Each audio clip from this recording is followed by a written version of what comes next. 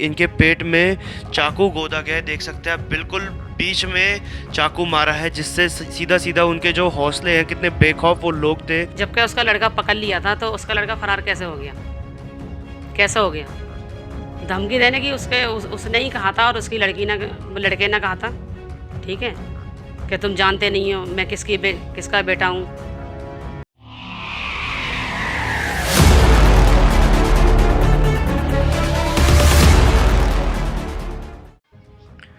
नमस्कार, मेरा नाम है आयुष और आप मेरे साथ देख रहे हैं स्वराज मीडिया नेटवर्क। यूं तो शादी समारोह कई परिवारों में खुशी का एक विषय बनता है, परंतु कई बार कुछ ऐसे दुखद हादसे हो जाते हैं जो शादी की खुशियों को झंझोड़ के रख देते हैं। खबर इस वक्त आ रही है नई दिल्ली के खजूरी खास क्षेत्र से, जहां पर बताया गया कि किसी विवाद को लेकर एक शादी समारोह में चाकू छुरी चल गई।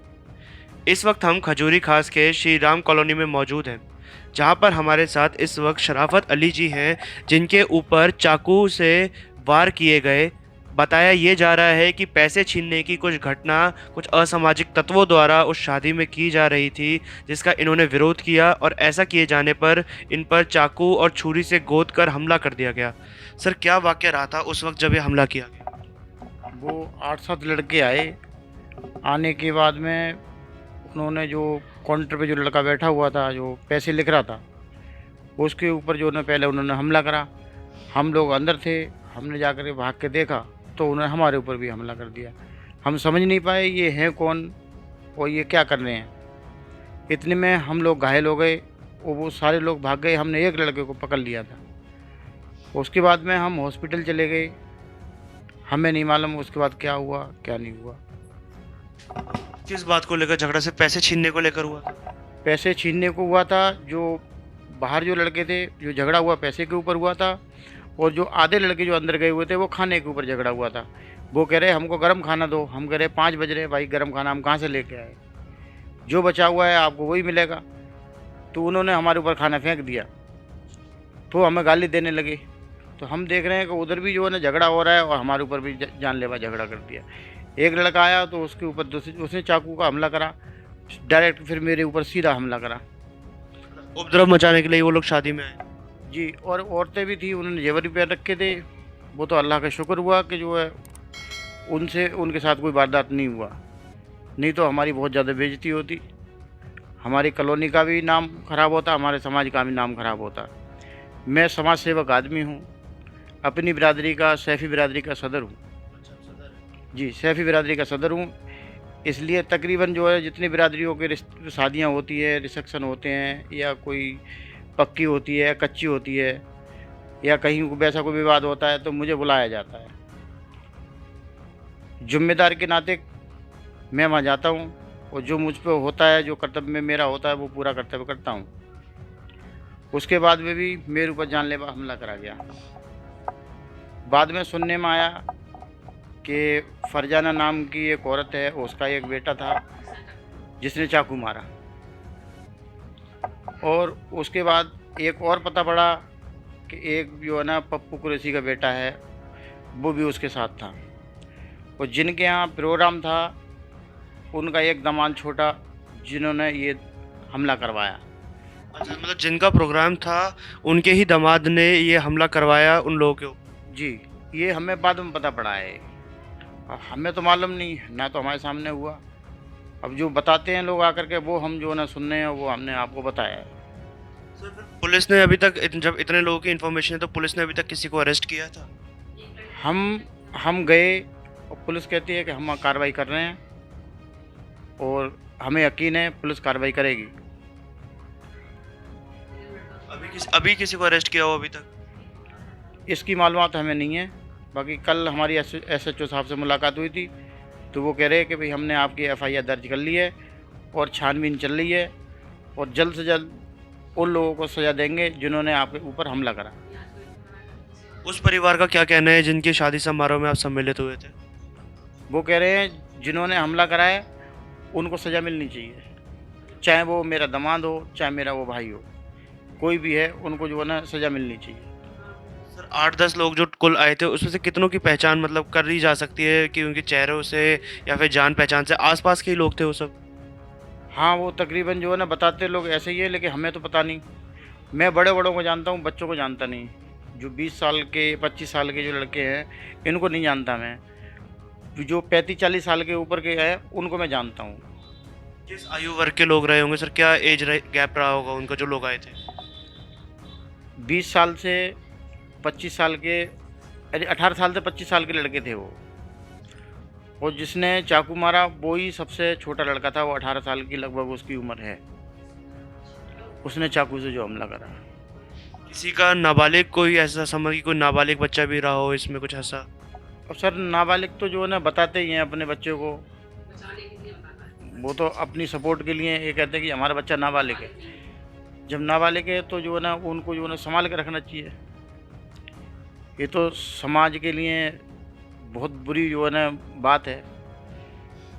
जो आपको चोट लगी थी आप एक बार दिखा सकते हैं कि जहाँ पर आपको चाकू से कितनी बार हमला किया गया था सर? चाकू से 2 बार हमला करा। एक बार बचाया तो उसके लड़के के हाथ में लग गया, और उसकी जब वो हटा तो उसने दोबारा फिर जो है ना हमला करा। 2 बार हमला हुआ मेरे ऊपर। आपके पेट में मारा उन्होंने चाकू? मेरे पेट में मारा है। ये हम आपको दिखाना चाहिए। अपने कैमरामैन से कहूँगा थोड़ा सा पास आके आप ये दिखाएंगे कि इनके पेट में चाकू गोदा गया है। देख सकते हैं आप, बिल्कुल बीच में चाकू मारा है, जिससे सीधा सीधा उनके जो हौसले हैं, कितने बेखौफ वो लोग थे।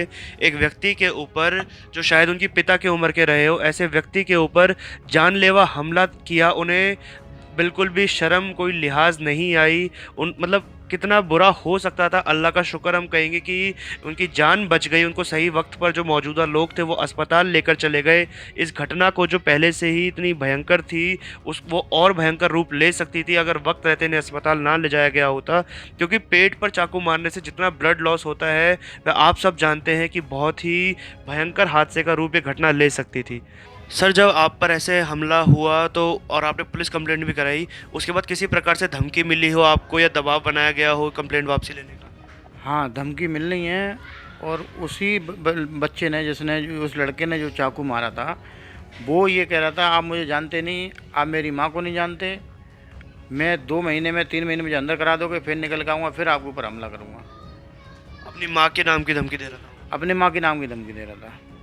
वो कह रहा आप मेरी माँ को नहीं जानते।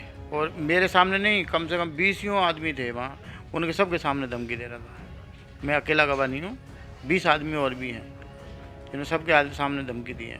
तो आप पहचान सकते हैं कि उनकी माँ कौन है? उसने कुछ बताया, नाम वाम लिया हो अपनी माता का? हाँ, मैं पहचान सकता हूँ। उसकी माँ का फरजाना नाम है और बी ब्लॉक गली नंबर 8 में रहती है, श्री राम कॉलोनी में। तो उनका कोई आपराधिक बैकग्राउंड है सर इस प्रकार से? उनके देखो जी, मुझे तो इस बात की पता नहीं है, क्योंकि मैं इस मसले में जानता नहीं कुछ। मैं अपने काम पे और थोड़ी जो है ना अपनी समाज के लिए टाइम देता हूँ। बाकी सुनने में आया है कि वो जो है ना गलत औरत है, हर बात में उन्हें पंगे करने, किसी से लड़ाई झगड़ा करना, यानी वो जो है ना तमाम उसमें रहती हैं। जैसे किसी का कुछ हो गया सबसे आगे जाना, दलाली करनी, ये ऐसा काम है अगले का। पूरा परिवार ही उनका असामाजिक तत्वों के सही घिरा हुआ रहता है? जी बिल्कुल। उसके पिताजी जो हैं वो सिलाई का काम करते हैं, वो घर में रहते हैं, और वो खुलेआम जो है ना पूरी कॉलोनी में और दूसरी कॉलोनी में घूमती रहती है। तो आपने देखा किस प्रकार से उस अपराधी के हौसले इतने बुलंद थे कि उसको जेल जाने का भी डर नहीं था। उसके परिवार ने उसे जो संस्कार दिए वो यहाँ पर साफ झलकते हैं कि कैसे अपने से इतने बड़ी उम्र के व्यक्ति पर उसने चाकू से हमला किया और उसके बाद उन्हें दोबारा धमकी भी दी। इतना बेखौफ वो व्यक्ति था और उसने दोबारा धमकी दी कि चाकू से दोबारा हमला करेगा। दिल्ली पुलिस को इस मामले में तुरंत कार्रवाई करनी चाहिए। जितने भी दोषी हैं उनको अरेस्ट करके सख्त से सख्त सज़ा दी जानी चाहिए और इस परिवार की सुरक्षा का इंतज़ाम भी दिल्ली पुलिस को करना चाहिए, क्योंकि जितने भी लोग फरार हैं ये भी संभावना बन सकती है कि वो दोबारा से धमकी दे या किसी प्रकार से हमला करने की कोशिश करे। तो दिल्ली पुलिस से हमारी यही दरख्वास्त है कि जल्द से जल्द उन लोगों को गिरफ्तार करें और तब तक के लिए परिवार को सुरक्षा भी मुहैया करवाएं। हमारे साथ इस वक्त शराफत अली जी की वाइफ मौजूद हैं। मैम, आपका नाम?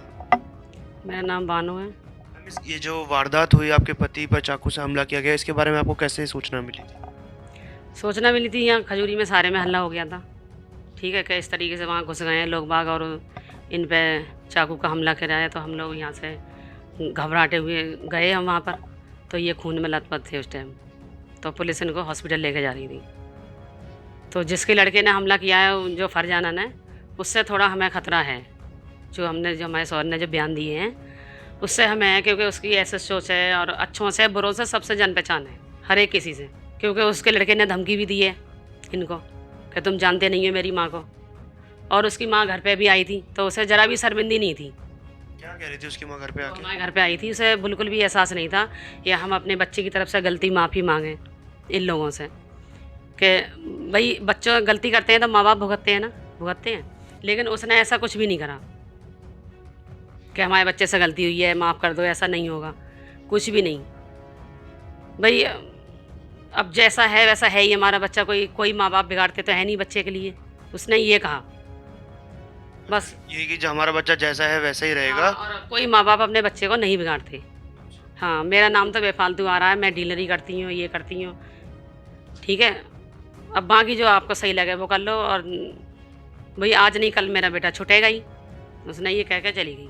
मैं भी उस पर नाराज़ हुई थी थोड़ी सी, तो वो चली गई। फिर अब और लोगों से मिल रही है, जबकि उसका लड़का पकड़ लिया था। तो उसका लड़का फरार कैसे हो गया, कैसे हो गया? तो वो थाने से ही फरार हुआ है, चाहे किसी तरीके से करा ही गया है फरार, ऐसे तो नहीं हुआ है। अब देखो हम पे 4 लड़कियां हैं, एक बेटा है, और कमाने वाला तो देखो अभी कोई नहीं है, हमारा बेटा भी नहीं है अभी, यही कमाते हैं। भाई हमें तो उससे है डर, ठीक है, क्योंकि हम ऐसे लोग नहीं हैं जो हम उसको धमकी दें और उसको थोड़ा समझा के डरा के थोड़ा उसको वो डर जाए। तो हम तो उनमें के हैं नहीं बिल्कुल भी। उसके बाद भी दोबारा कोई धमकी देने की कोशिश की गई हो आपको? धमकी देने की उसने ही कहा था, और उसकी लड़के ने कहा था, ठीक है, कि तुम जानते नहीं हो मैं किसका बेटा हूँ। तो वो अभी सबसे जो है ना फ़ोन करवा रही है समझौते के लिए, धमकी दे रही है, बुलवा रही है। इसलिए हमें उससे थोड़ा है, क्योंकि ये रात बिरात को आते हैं ड्यूटी से। भाई हो सकता है किसी दोबारा हमला करवा दें या हमारे बच्चे को पकड़ लें। हमारी बेटियाँ भी पढ़ने के लिए जाती हैं, हम भी हैं, तो हमें ऐसे इस बात का डर है, ठीक है। तो आपने देखा किस प्रकार से जो पूरा परिवार है वो एक खौफ के साए में है, एक डर के बादल उन लोगों के ऊपर अभी भी बने हुए हैं। क्योंकि जिस प्रकार से लड़के ने वो शराफत अली के ऊपर हमला किया और उसके बाद भी उसके परिवार अपने बेटे को समझाने की बजाय, उसकी गलती मानने की बजाय उसको सपोर्ट करता है, उसका साथ देता है, और साथ साथ परिवार को धमकाता है कि हमारा बेटा आज नहीं तो कल या 1-2 महीने बाद भी जेल से छूटेगा और वो दोबारा ही ऐसा हमला करेगा। ये उस औरत के बेटे ने बताया जिन्होंने इन पर चाकू से हमला किया था। उसके बाद भी उसके हौसले इस प्रकार से बुलंद बने हुए हैं। पुलिस प्रशासन का कितना खौफ उसके मन में है वो सीधा सीधा यहाँ से देखने को मिलता है। कितना बेखौफ होकर वो और उसका पूरा परिवार अभी भी धमकी दे रहा है। उसको 1% भी इस चीज़ का डर नहीं है कि पुलिस पर द्वारा उस पर केस किया जा चुका है। वो अभी भी खुलेआम घूम रहा है और उसके घर वाले आकर इस पूरे परिवार को धमकी दे रहे हैं। तो पुलिस प्रशासन का ये नैतिक कर्तव्य बनता है कि इस परिवार को सुरक्षा मुहैया कराई जाए, और इस परिवार के लोग अगर कभी भी बाहर जाते हैं या जो घर में भी रहते हैं, उनकी सुरक्षा का इंतज़ाम दिल्ली पुलिस द्वारा करा जाना चाहिए।